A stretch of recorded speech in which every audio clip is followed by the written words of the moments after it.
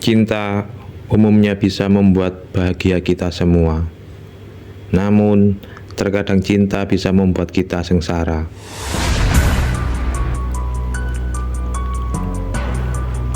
Sultan Farid Ahmadi, warga Tawangsari RT 01 RW 01, Desa Mergosari, Kecamatan Singgahan, Kabupaten Tuban, Jawa Timur. Usianya masih muda.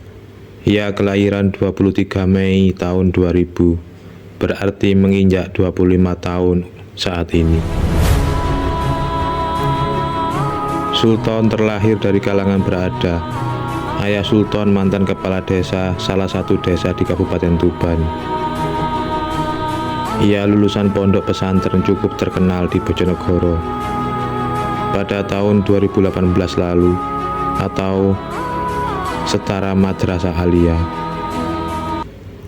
Dikenal sebagai pribadi yang pendiam namun aktif di berbagai kegiatan pesantren seperti hadra dan sholawatan. Sebagai laki-laki, Sultan mempunyai hobi yakni sepak bola. Ia pendukung Aremania, klub sepak bola asal Malang, Jawa Timur. Di Tuban, Sultan belum mendapatkan pekerjaan sehingga ia memutuskan pindah domisili ke kota Sidoarjo. Ikut kakaknya, tepatnya di Perum Geraha Kota, Kecamatan Suko, Kabupaten Sidoarjo. Seperti pemuda pada umumnya, Sultan memiliki akun Instagram. Disitulah ia mulai berkenalan dengan gadis cantik, lanjut men-DM-nya, dan ternyata DM Sultan dibalas yang akhirnya berlanjut ke chat WhatsApp. Gadis cantik tersebut bernama Puji Rahayu, tercatat sebagai warga Dusun Kerajaan, RT 02, RW 03, Desa Tingkis, Kecamatan Singgahan, Kabupaten Tuban, Jawa Timur. Puji lahir tepatnya tanggal 21 April tahun 2004.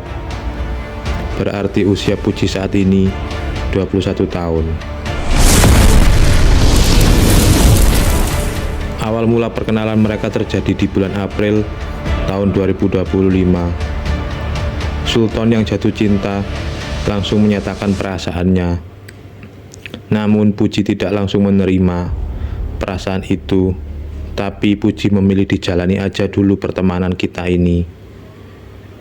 Seiring berjalannya waktu, mereka masih intens berkomunikasi selama 2 bulan ini.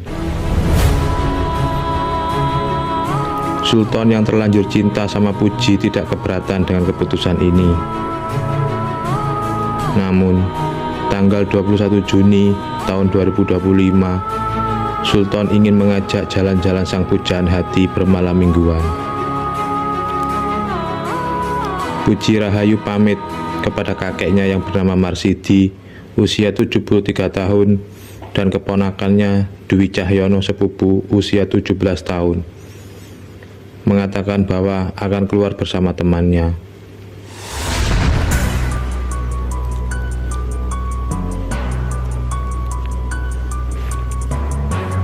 Setelah Puji bertemu Sultan, mereka berdua berkeliling menikmati suasana malam minggu kota Tuban.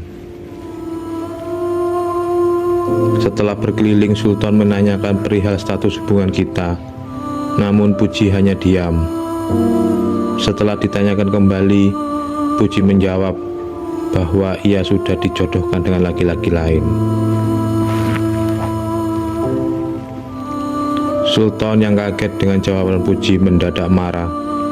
Kenapa kamu nggak bilang selama ini kalau kamu sudah dijodohkan? Kenapa kamu masih mau berkomunikasi denganku kalau kamu sudah dijodohkan? Jawab. Puji mencoba menjawab namun kalah debat sama Sultan. Akhirnya mereka cekcok hebat.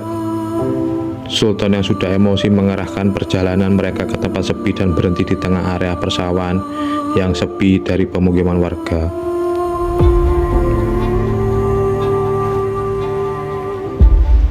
Sultan yang tersulut amarah, cemburu, bercampur kecewa, merasa dibohongi, langsung memukul leher belakang Puji sebanyak 3 kali, yang membuat Puji langsung pingsan tersungkur jatuh di area persawahan. Namun tidak berhenti begitu saja. Sultan meluapkan amarahnya dengan membenamkan kepala Puji ke dalam lumpur pada saat kondisi pingsan.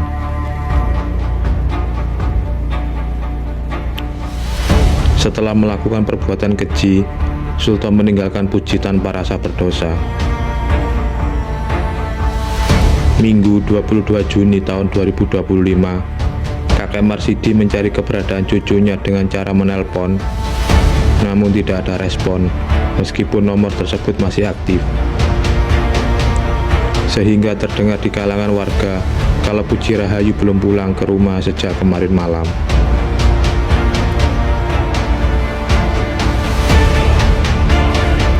Senin 23 Juni pukul 08 waktu Indonesia Barat, warga yang enggan disebutkan namanya curiga dengan kondisi taman padi yang roboh, lalu mendekatinya. Ternyata ada sesosok mayat tertutup lumpur. Suasana langsung berubah menjadi heboh. Warga sekitar ingin menyaksikan dengan dekat. Tepatnya di Sawah Mat Subirin yang berlokasi di Jalan Cinta, Perempatan Anjlok, Desa Mulyo Agung, Kecamatan Singgahan, Kabupaten Tuban.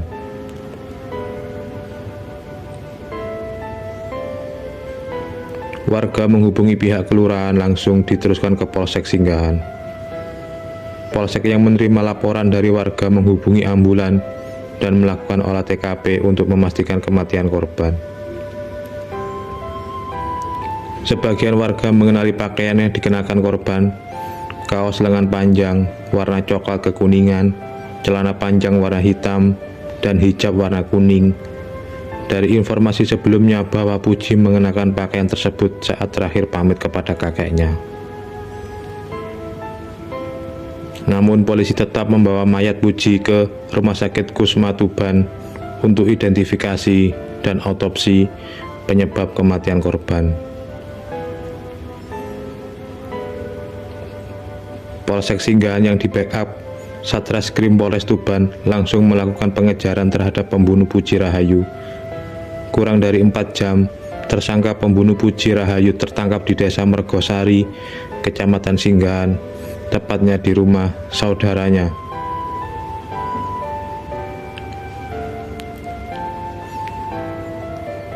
Tersangka Sultan hanya pasrah dan membenarkan kejadian yang dilakukannya saat ditangkap. Sultan langsung digelandang ke Mapolres Tuban untuk diinterogasi dan mempertanggungjawabkan perbuatannya. Sultan dijerat pasal 338 tentang pembunuhan dengan ancaman hukuman maksimal 12 tahun penjara. Hari ini di Singgahan ini kan? Ya, yang jelas rekan-rekan media,